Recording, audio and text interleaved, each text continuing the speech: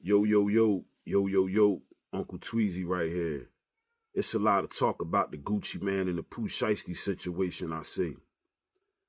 And I had a couple people I talked to about it, and this is my take on it. On the street side, Gucci passes came and caught up with him. The same thing he used to do allegedly happened to him. You know, karma has no time on it. The things he did in the past, it came back and haunted him, allegedly.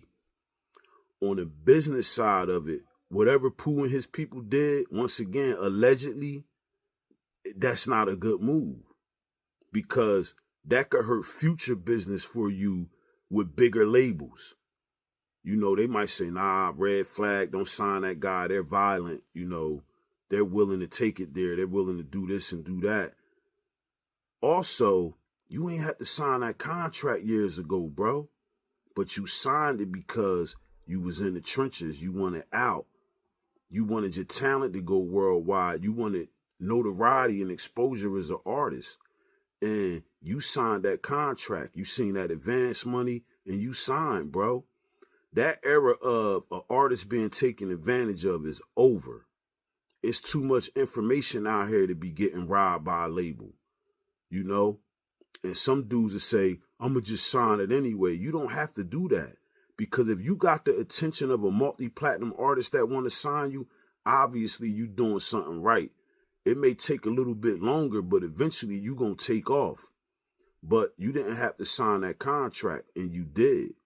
And if a label put a bag up and it's a decent amount of money, they're going to want that money to keep coming in.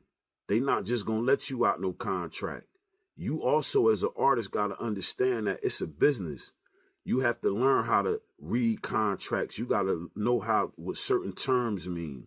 And you got to know how to create leverage for yourself if you putting in the work.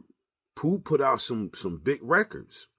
I'm pretty sure they could have came to some type of conclusion where he could have went on his own way. But allegedly, y'all committed some acts. The only thing I got a problem with is you wouldn't have did that to none of them white CEOs. Y'all wouldn't have did that. I'm sorry, y'all wouldn't have. Because these white record execs been slaying black artists for decades. Decades. So I know you wouldn't have did that to them white boys. Because you wouldn't even have got no bail, bruh. And that's a fact.